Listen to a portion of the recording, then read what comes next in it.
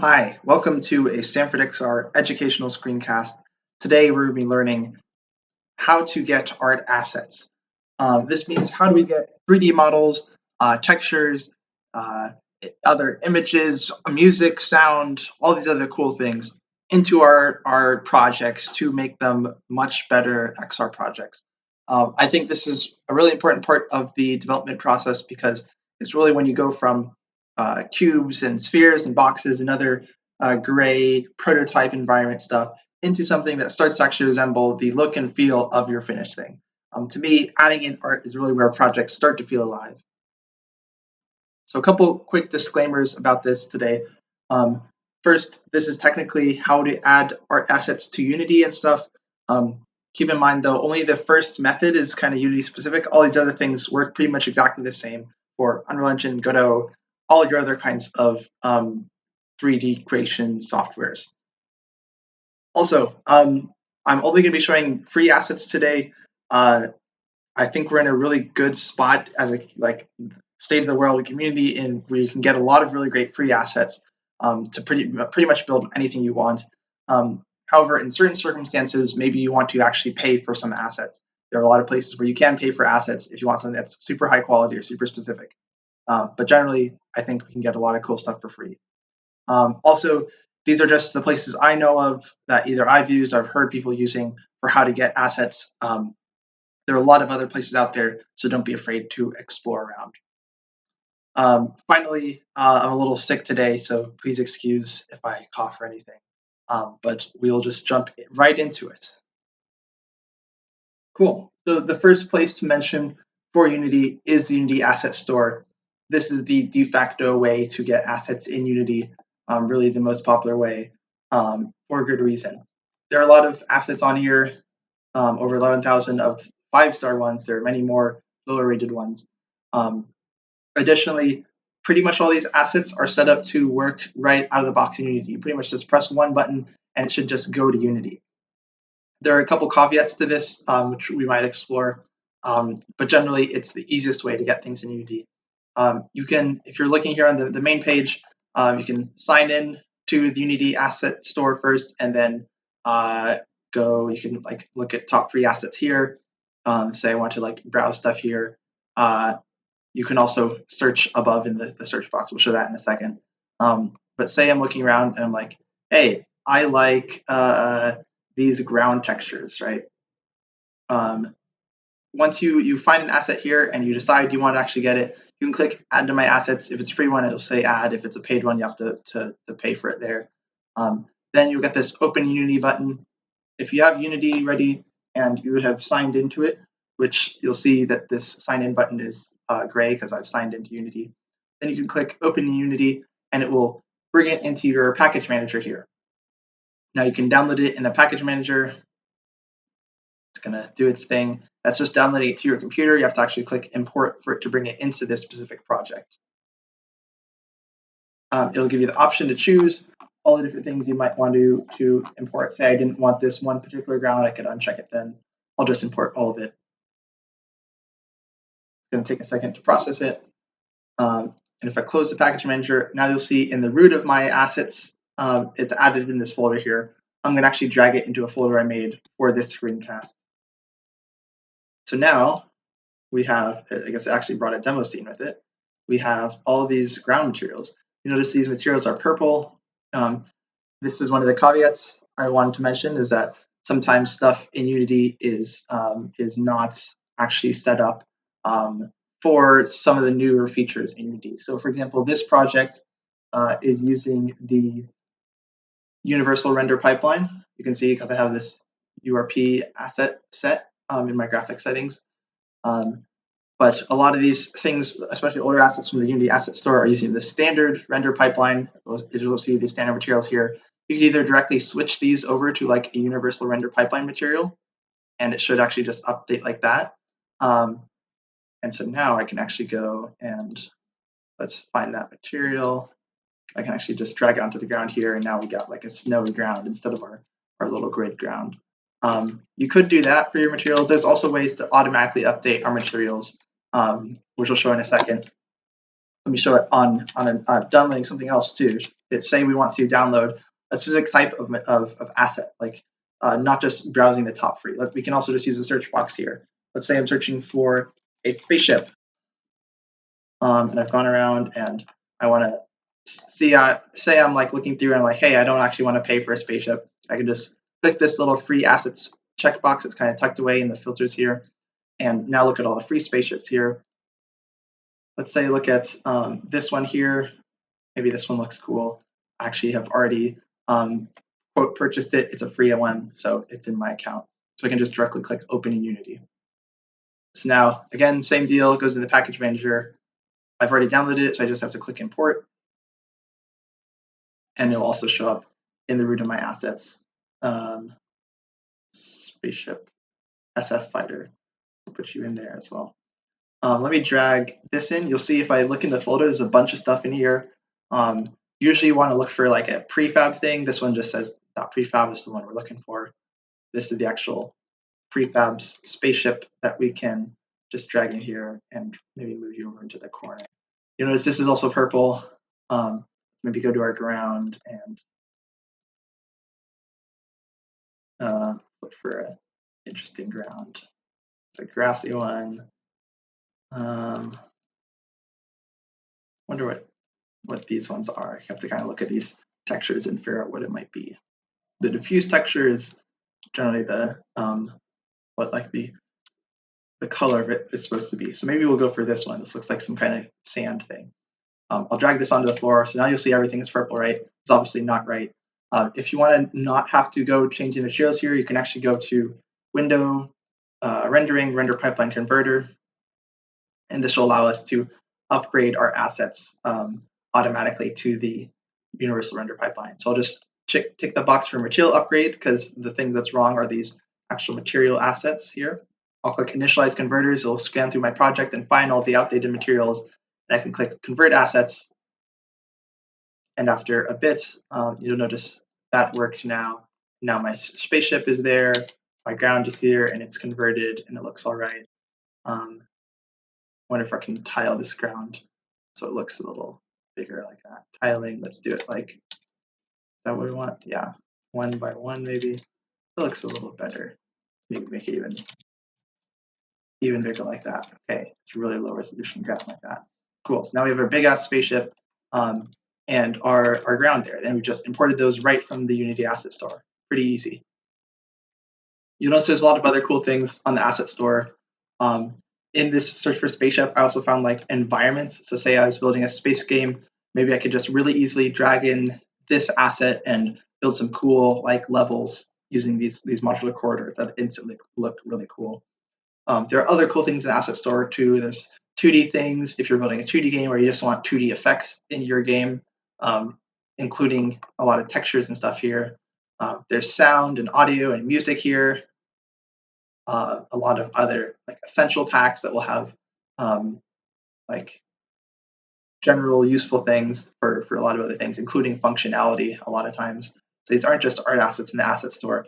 They're also things that can actually make the core functionality of your game.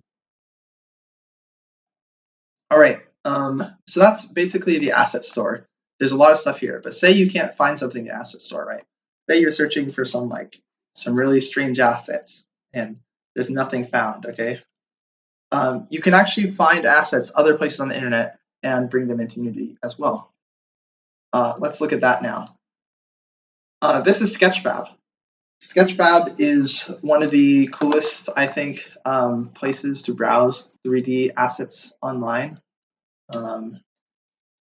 Oops, it'll show me just my feed because I am logged in there. Okay, there we go.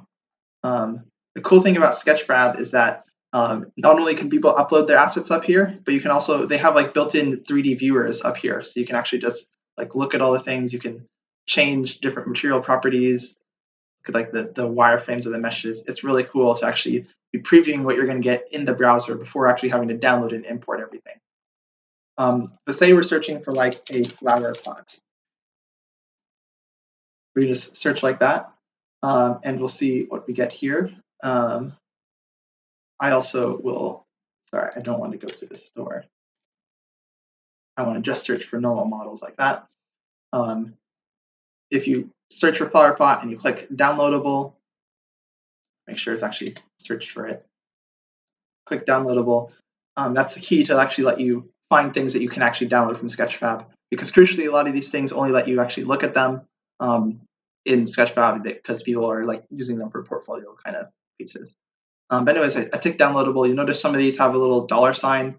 That means that they're available on the store. You have to pay for them. These are the ones that just have this like download icon, mean that you can just download them immediately. So let's go through, and maybe I like this stylized flower pot. We're making it like a little stylized kind of game thing. Cool. That looks pretty cool, doesn't it?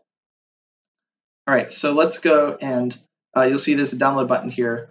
I'll click download. You have to log into Sketchfab, but you can just like log in with a free Google account or any other. There's other built-in like login integrations there.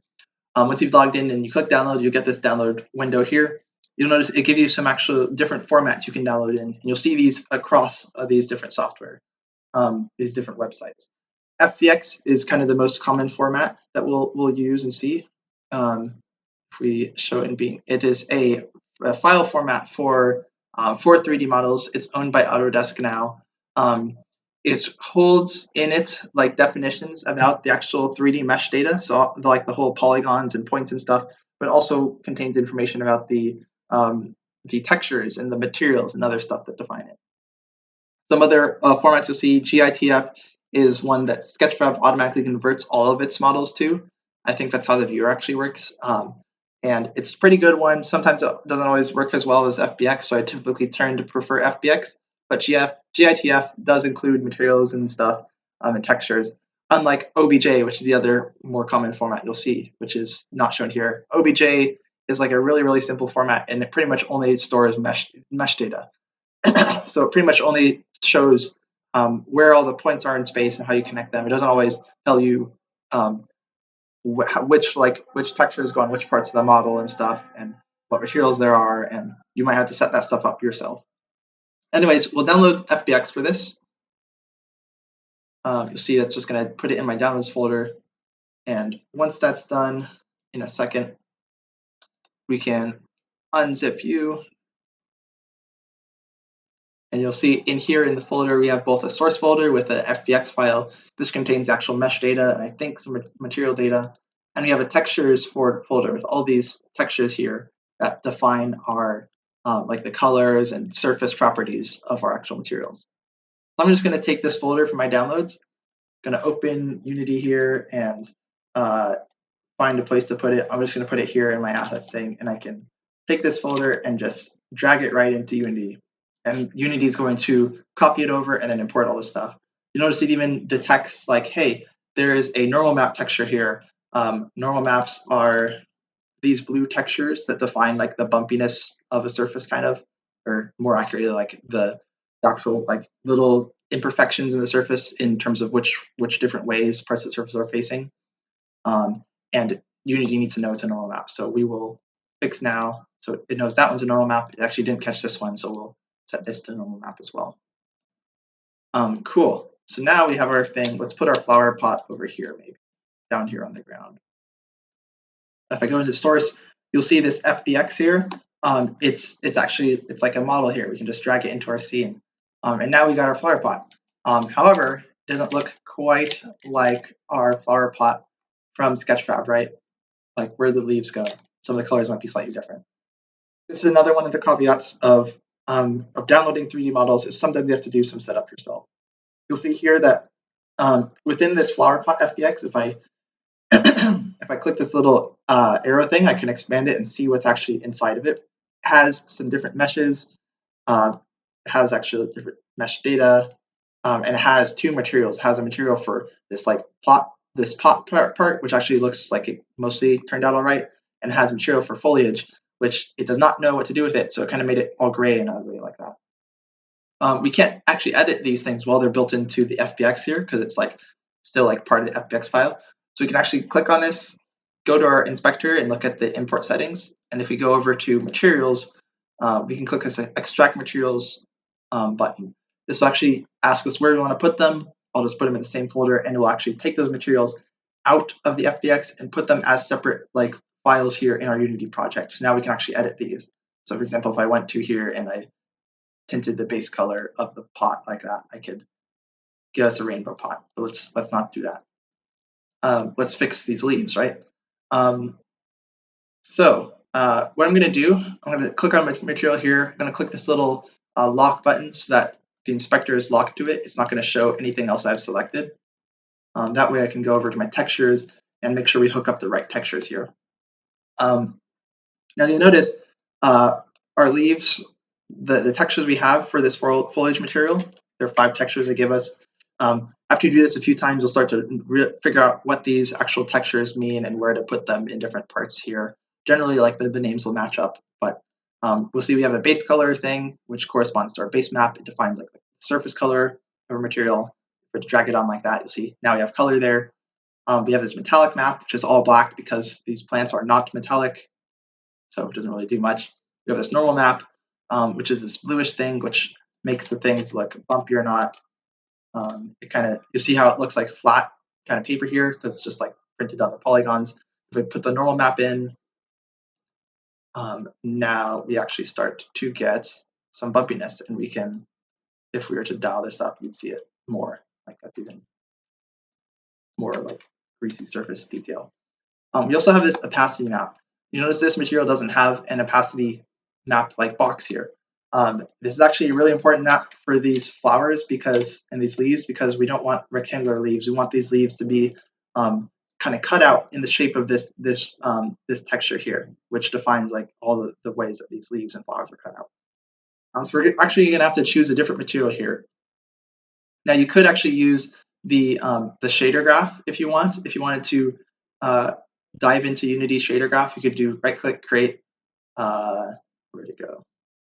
Shader graph, URP, and do like a lit shader graph. And this allows you to build your own shaders. Shaders just define like how you take all these textures and other settings and stuff and actually compute the final like surface look on it. We can actually use a built-in one though that will work well for these ones. I happen to know there's a cutout. What's it called? I think it's in. Let's see if I can find it. URP Autodesk mask. I think this is the one we want. Yes.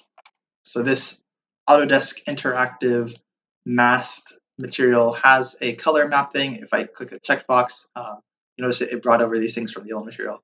I can use the color map. I can turn on the normal map like that. So start using that. I can go down and that's also another map we have is this roughness map. So let's turn on that and drag that in. There's also like a multiplier here we got to, I guess, control things. Oops, that is much too high. Okay, I think you'll just use the map there instead of that number. And we have a opacity map. This is the really important part. Now we can actually drag in our thing here. And with this masked material, how it happens to work is that it'll compare this threshold against like the values in this. And if the value here is like less than the threshold, then we'll say it's like transparent. If it's greater, then we'll say that it's opaque. So if I drag the threshold up, you'll see we start like cutting into our flowers like that. Past 1, everything goes away. So we'll just put it like at 0.01 or something. That's fine. Yeah, cool. So now we have flowers that look a lot better. These look much closer to the actual ones we have here. You can actually go in and tweak more of these material settings and say like, say the flower pot is like too shiny or something. I'll untick the lock and go down here. We can change our smoothness of our flower pot to be like much smoother like that. We kind of get this like wet flower pot appeal, or we want it to be very diffuse like that. You can definitely go in and tweak these things afterwards to get the kinds of effects you're looking for. Cool. So that is the Unity Asset Store and Sketchfab to cover some of the stuff. And we showed how to download things from Sketchfab and import them into Unity. There are other sites here. I'll just highlight them because the process is pretty much the same for all of these. Free3d.com is another decent one that has a bunch of different free models, as its name implies. I think they also do have some premium ones you can pay for, but generally good to just find a lot of good free stuff to start with. TurboSquid and CG Trader are two to highlight that tend to have like pretty high quality models, but they might not always have like kind of rare, weird things. You might have to pay for like special things, or they might not have a lot of different options. But if you're looking for something pretty common, like I don't know, like furniture, plants, people, even these tend to have pretty high quality models for free. There are a few sites specifically for like games and stuff that have a bunch of like libraries of 3D models that are already set up for games. For example, Dev Assets is something started by Brackies. They're like a popular YouTube Unity tutorial making channel and stuff. And Dev Assets has a bunch of really cool assets you can download here and browse through. They have a bunch of different packs here. Say you're making some like medieval game, maybe you can download this Mayan temple here.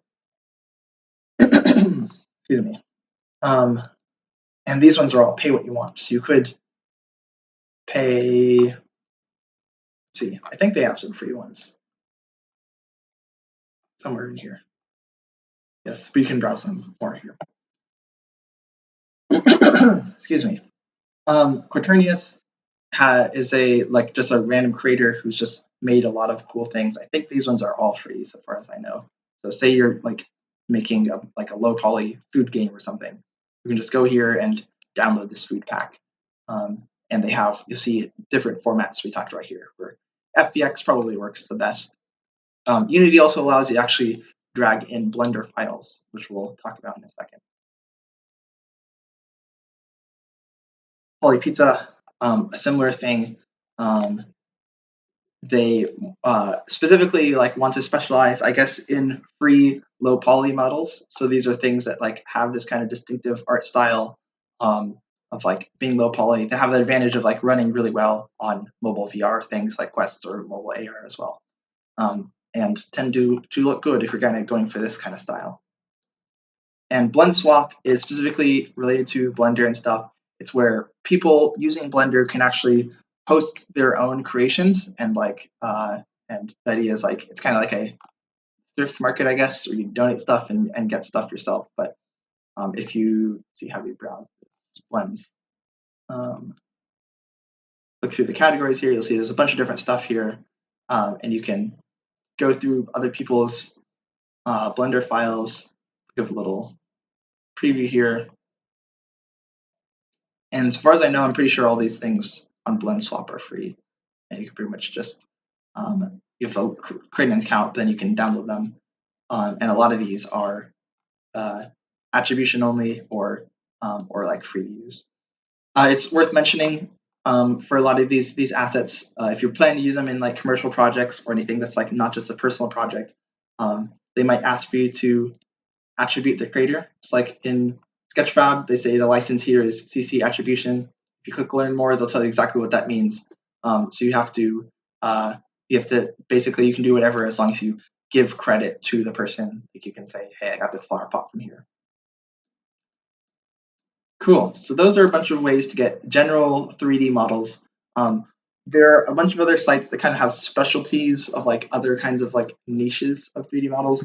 I won't highlight them all. I will highlight like the historical model niche because this is a pretty like important one. Recently, there's been a technique called photo scanning where you take cameras and like take photos of real life things and then use software to create 3D models out of them as opposed to manually creating 3D models from like points and polygons and stuff. And photo scanning, for obvious reasons, a lot of people tend to do it on like really cool old things for perhaps preservational or other cool reasons. So a lot of these sites have really good historical models here.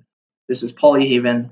I'll actually download something from here because it's really cool. You don't even have to log in.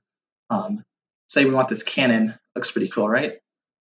You can click on this cannon, click which kind of size of textures you want. 2K generally looks really good and won't take up too much memory, so I'll go with that. You can select which format. I'll select FBX. You'll see the same formats we've been seeing here. And I can click download there.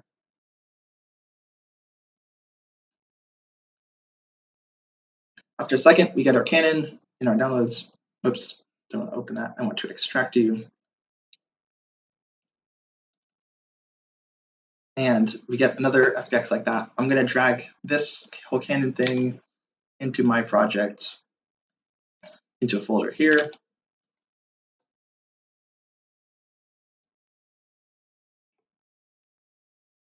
See the same, the detect the neural map, we'll fix it, make sure it knows that's a neural map.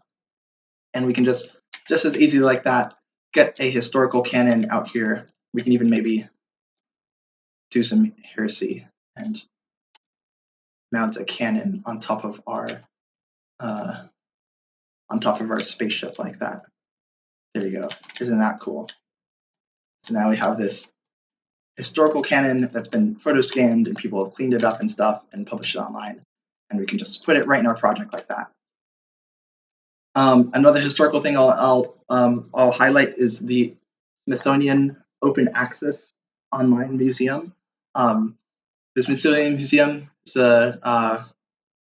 it's the Smithsonian. They actually have a really big digital collection of assets here, and you can create a free account, I think, and then browse through their assets. They have mostly textures and images and pictures of things.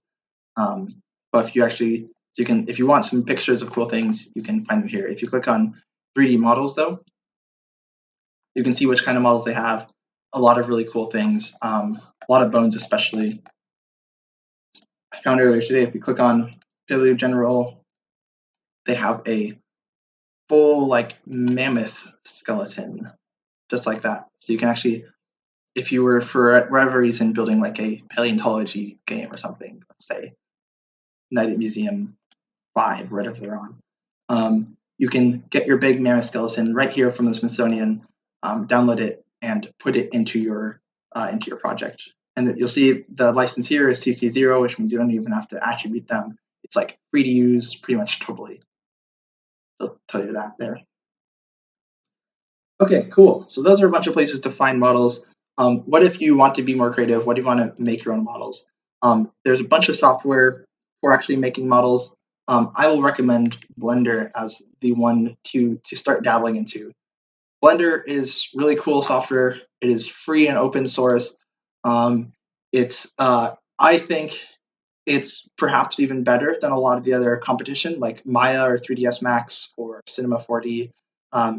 It has a lot of really cool stuff, a great community, and it's definitely getting the fastest updates and the most amazing development speed of any of these 3D modeling software out there.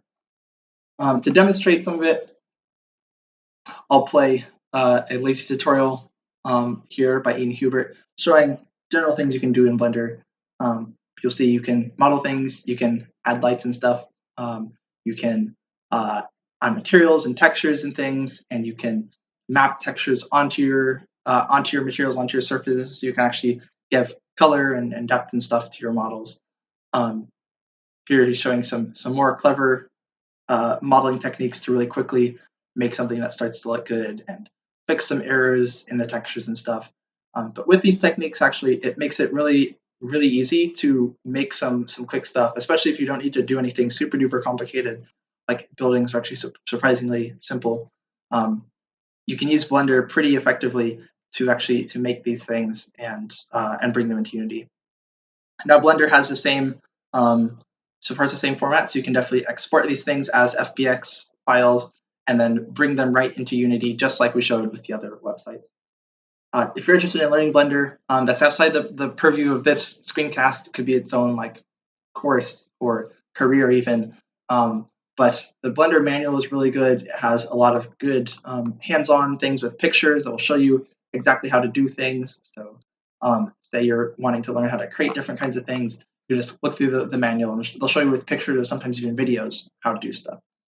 Also, as I said, Blender has an excellent community. If you just search for Blender tutorials online, there's a lot of them. And we'll include in the description some links to recommended tutorials, such as the the donut tutorial and some of these other ones here. Similarly, what if you don't just care about making models, but if you actually want to texture the models and paint them so they're not just great things like this, but you actually get some colors on them. Blender can do texture painting. At the time of this recording, It's not the best, but that is like a big milestone that they're targeting for 2022. So hopefully that will get much better tools in 2022. But in the meantime, there are some other things to highlight for actual texture painting and making your 3D objects look good. Substance Painter is kind of Substance Painter is the current industry standard, just in the sense of like the most people are using this compared to other stuff. Not necessarily the best, although it does have a lot of really cool features built into it. Because it is owned by Adobe, you actually do have to pay a subscription to use it, which is why I don't super like it. But you'll see that it allows you to directly paint on things. It allows you to there's like baking settings and stuff. You can parametrically like change settings on things and generally make things look really good. There are a bunch of new kids though in this field that have kind of popped up. Some I'll highlight. Quixel Mixer is really cool. It's made by Quixel that is famous for megascans, which is like a really big library of photogrammetry 3D scans of historical and like nature and other random things around the world. But Quixel Mixer itself as a tool is 100% free to use for any kind of project. Again, you'll see the same similar kind of stuff as Substance Painter, where you can paint things, you can create parametric materials and blend materials, mix them together. You can use it to easily change assets here. So a really common use case for these texture painting applications is, say you download some assets and you're not quite happy with how they fit in with the rest of your stuff. You can use something like Quixel Mixer to like tweak them a little bit to fit the art style of your particular application.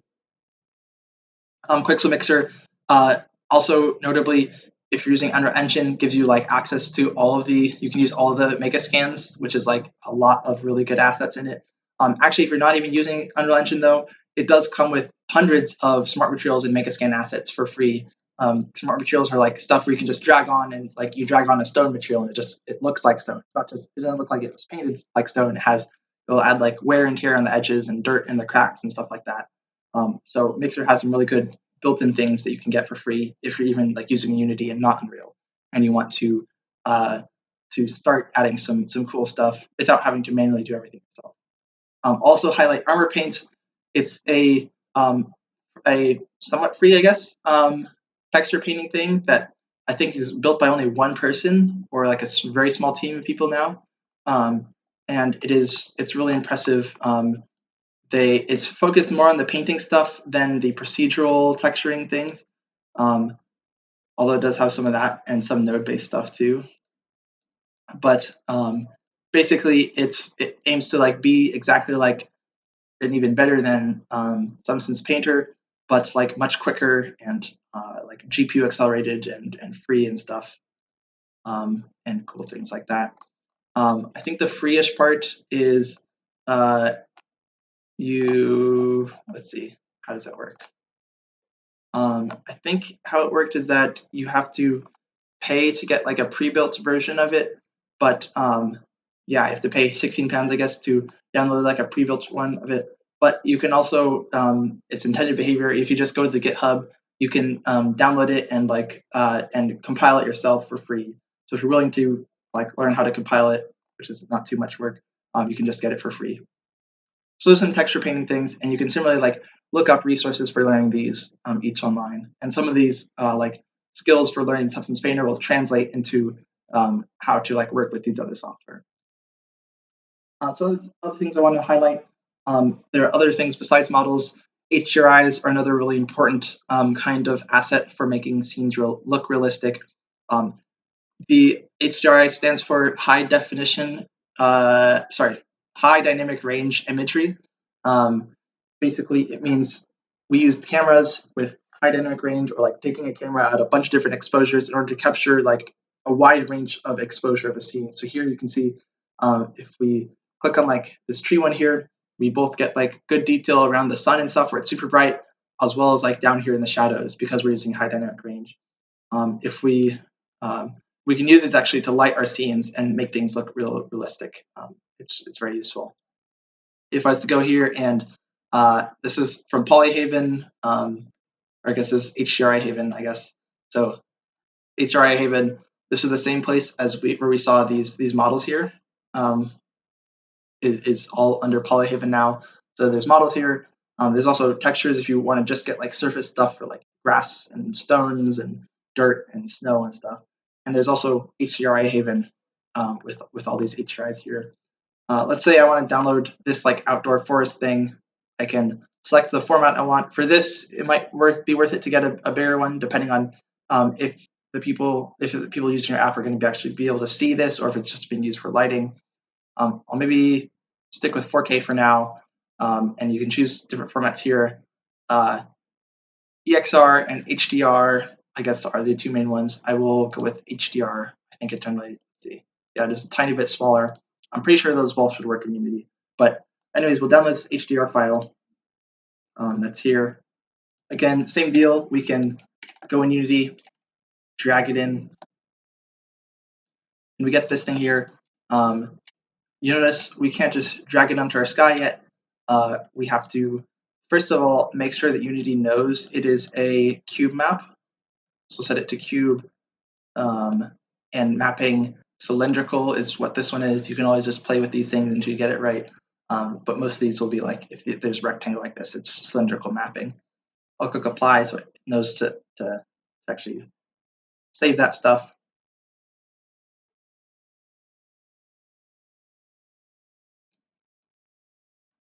Cool. And now we actually can just drag it onto the sky. And you'll see now our Unity sky that we had like that is replaced by this. And critically, you'll see how it changes the lighting on all of our stuff here. So now we're no longer lit by this like gray-blue Unity sky. We have like this, our spaceship and cannon and, oops, indeed our flower pot. The camera is kind of bugging out. They're now lit as if we're in a forest like that.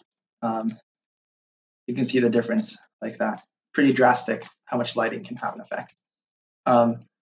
You can, if you don't want to just drag things onto here, the place where this setting is kept is in Window, Rendering, Lighting. In an environment here, you'll see the skybox material that we can select. If you look for sky, here's the default one. There's also this procedural skybox that comes built into Unity that will kind of like take into account like where the sun is and stuff, where the direction of the sun is, and like you can use it to set atmosphere settings and stuff like that. We can also download other skyboxes. I've downloaded one from the asset store, from the Unity asset store, that has these cool, has a cool space skybox. So now we are like on this desert platform with our spaceship and our space flower in space. Wow, look at that. Let's set it to the procedural one. That's cool. Okay, so those are skyboxes and HDRIs and things. Basically, these are really important for making the lighting in your environment really easily look a lot more realistic. And you can see, obviously, there's a lot of different variety in HDRIs. If you want to get like more of an indoor studio kind of lighting setup, or like a room, or a bunch of different outdoor settings, these are great for that. Speaking of textures, which again, also, yes, there are textures on Polyhaven. This is a really good site. All the stuff is free. Definitely recommend Polyhaven. What if we want 2D things, right? You might, definitely if you're building a 2D application, you might want to look for 2D assets. But actually, even if you're doing 3D stuff, you still might want to consider 2D things. Let's first definitely look at opengameart.org. This is like a kind of like a, I don't know, community forum kind of thing where people can post their own made game arts and stuff, and it makes it really easy to find other people's stuff and share things and comment on other people's things. Quality varies a lot, but you can still find some cool stuff here. Say I'm trying to like get a kind of ghost sprite. I found this filthy ectoplasm sprite here, and there it looks. It's pretty low resolution. Maybe I'm going for some like retro ghost type thing. We can download the PNG there. Again, you'll see it's a very similar process. Take you and drag you in here. And now we have this little texture here. If I drag it like that, actually it will it'll apply it to the ground. So let's not do that. I want to actually say I want this to be like in my scene. I can actually go change this to a sprite, I think is what we want. There we go. If you're actually downloading other kinds of sprites, you'll notice a lot of these are animated sprites, and they'll show up like this in what's called like a flipboard, where you have like the different parts of the animation in like different parts of it. And Unity has stuff to like be able to read these and turn it into like an animated sequence. So if you're interested in that, look up like flipboard animation. We'll go ahead and apply that though. And now, that's still not what we want. Let's see if we can add this to our scene just so we can see it. UI, can I add a sprite? Huge object. Maybe we can just put it on a plane. That might be what we do. Or we could add an image. That might work. Oh, okay. Yeah, let's do a plane instead, actually. So I'll do a 3D object plane. Actually, let's do a quad, which is just upright plane like that. Just drag our skeleton guy on there. You notice it looks really blurry and ugly. Say to one of the things to fix this for these, like if you're going for like an intentionally low resolution kind of retro vibe, is to turn off interpolation. The reason it looks all ugly like this is that it's when it's like reading the texture, it's trying to blur between the actual values at each of these points here. Instead of that, if we change this filter mode to point, no filter, then you'll notice we get like pure pixels like that, and so we get more of like that retro vibe. Cool. Let's move this down like that so you can see it closer to the ground. So yeah, there we go. There might be ways to make that background look more intentionally like we wanted to. Let's see what this is doing. It's using material, transparent. There you go. So we just have to set it to transparent. Now we have our transparent ghosts here. We can scale you up like that. And ooh, spooky ghosts. There you go. So you might want 2D effects for things like that. You might want other kinds of 3D things. Also, I'll highlight some other places to get 2D assets here. CraftFix has a bunch of cool free packages for a lot of 2D things and actually some 3D things too. Some like other like low poly 3D model stuff here. Kenny is also a really good resource. It's one person named Kenny who's like made a bunch of cool packs. You'll pay if you want to like get all these packs in like big packs. So if you want to download them individually, I'm pretty sure you can just for most of these, if not all of them, you can just click on each of them, and there's like a download button right there. But these are really cool because not only you might think, hey, I don't really need any 2D assets in my project. But actually, a lot of pretty much everything does need some kind of UI. So you might want some different buttons with different icons and stuff. So you can download icons to use here. Similarly, you might want to download fonts. Some good places to get fonts. Google Fonts are really good for like standard looking readable fonts that are pretty, most of them pretty vanilla, but can be really good. Duff Font and 1001 free fonts are kind of, I like them for more out there things that you'll see there are a bunch of like different categories here. Say you're doing some fantasy things and you want some elvish runes, you can actually download these here. And if I say like download these Viking runes, you'll see it's a similar process for all these stuff. Basically download them. If they're in a zip folder, extract them, and then we can import them into Unity, just like that. Unity can read a bunch of different file formats and the types of things. Okay, still doesn't want to fix that. The types of things it can read are on the Unity manual if you want to find out which actual formats it can read. But cool. Oh, I dragged in the wrong thing. Oops. I meant to add our Viking runes. So now you'll see, hope that worked. These might not always work. anyways, now we should be able to add, let's try adding some UI text like that. Need to import Text Mesh Pro, so I'll let it do its thing.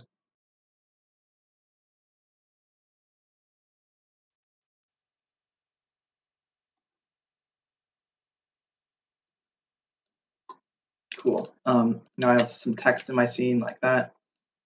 You'll notice I can't change the font immediately to my new Viking font.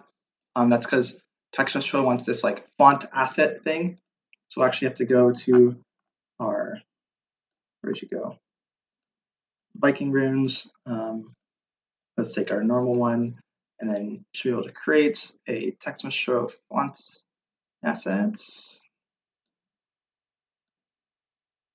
Yeah, will that work? Let's see.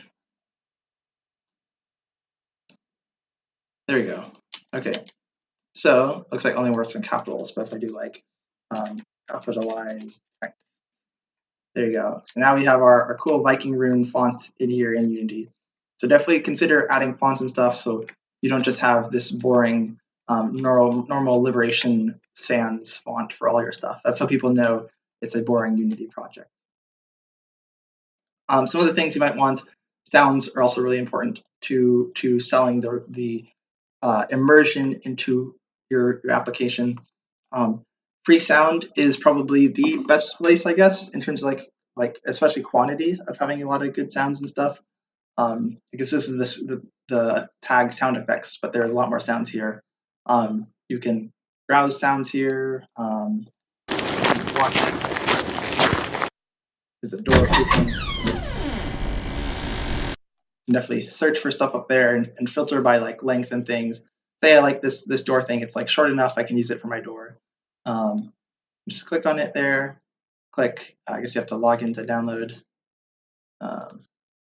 Do I have my password stored? There we go. Okay. You'd have to log in with a free account there. Okay. Door. Download. Finally. Okay. It'll download as some kind of audio file. Here, I guess we got a WAV file. Let's go here and import our door sound. And see right now, immediately we get our audio here. We can play it in Unity like that. If we also drag it into the scene, I'm pretty sure it will, what did that do? Oh, it might have added a, did it do that? What did that do? It might not have done anything. Okay, it doesn't want to do stuff there. But we can create a game object, call it door sound. We can add an audio source and then drag in our audio clip here. And now this thing will be like, can play our door sound. So let's actually move you back to the sender. So like, say we have our door sound here, put it by the ship. If we enter play mode,